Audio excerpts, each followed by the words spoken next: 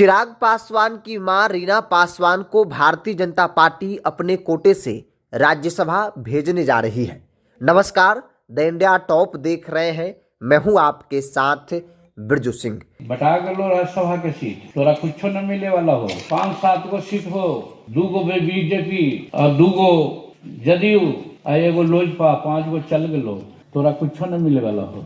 बिहार से अगले साल अप्रैल में 5 राज्यसभा की सीटें खाली हो रही है और उन 5 सीटों को लेकर चर्चा गर्म है कि भाजपा किसे भेजेगी, जनता दल यू से कौन जाएगा और उपेंद्र कुशवाहा के बदले में किसे मौका मिलने जा रहा है। क्योंकि इतना तो तय माना जा रहा है कि उपेंद्र कुशवाहा को बीजेपी रिचार्ज नहीं करेगी, बीजेपी अब नहीं भेजेगी, क्योंकि बीजेपी ने कोई ऐसा वादा भी उपेंद्र कुशवाहा से नहीं किया था राज्यसभा सीट को लेकर। बावजूद भी हार के बाद भी उपेंद्र कुशवाहा को एक सम्मान देने के लिए और सामने चुनाव था, इसलिए बीजेपी ने राज्यसभा भेज दिया था।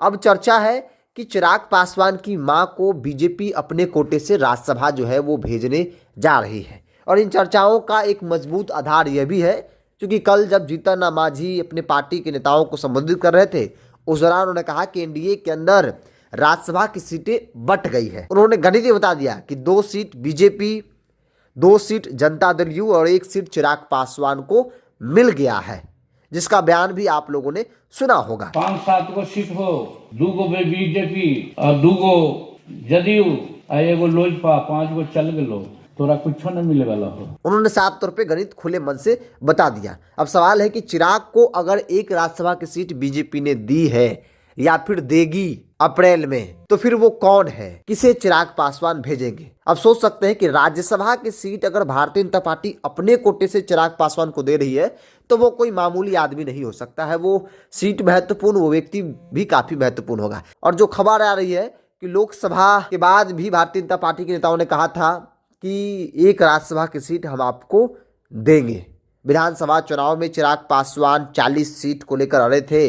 हालांकि बीजेपी के नेताओं ने चिराग को 29 सीटों पर मना लिया और 29 में से 19 सीटों पर चिराग पासवान जीत गए। वैसी सीट जीते जहां पर एनडीए जीती नहीं थी, या फिर यूँ कहें कि हाल फिलहाल के कई चुनाव नहीं जीती। आरजेडी के गढ़ में जाकर चुनाव लड़ी और चुनाव जीती। कई सारी सीटें जो नई सीट थी एनडीए के लिए, जो एनडीए के लिए बहुत मजबूत सीट रही थी, उन सीटों पर चिराग पासवान को उतारा गया और चिराग पासवान के उम्मीदवार जो है वो चुनाव जीतकर विधानसभा पहुंचे।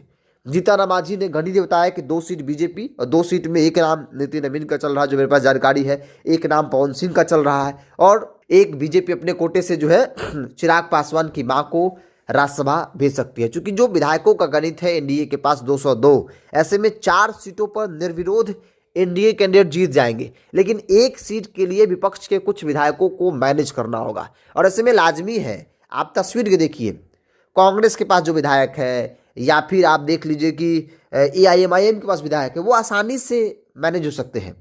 एआईएमआईएम असदुद्दीन ओवैसी की पार्टी तो पूरी तरीके से नीतीश कुमार की भक्त हो चुकी है। तो ऐसे में कहा जा रहा है कि अगर चाह ले तो फिर विपक्ष मैनेज हो जाएगा और चिराग पासवान की मां को आसानी से राज्यसभा जो है वो भेजा जा सकता है। लेकिन चिराग पासवान को मैनेज करना होगा विपक्ष के कुछ विधायकों को। जेडीयू से रामनाथ ठाकुर है जो केंद्रीय मंत्री है, तो जाहिर तौर पर उन्हें रिपीट करना ही करना है। उसके अलावा हरिवंश नारायण सिंह है, राज्यसभा में सभापति है, तो ऐसे में एक बड़ा कद और मोदी और नीतीश के बीच कई बार ब्रिज का काम किए हैं, तो ऐसे माना जा रहा है कि उनको भी जेडीयू रिपीट करेगी। लेकिन उपेंद्र कुशवाहा के बदले में चिराग पासवान को बीजेपी जो है वो उनकी मां को राज्यसभा भेजेगी, ऐसा लगभग तय माना जा रहा है। और जीतन राम मांझी का बयान इस बात की ओर इशारा भी कर रहा है। तो बहरहाल आप क्या मानते हैं, आप अपनी राय को कमेंट्स बॉक्स में रखिए। इस पूरी रिपोर्ट में इतना ही। बहुत बहुत धन्यवाद।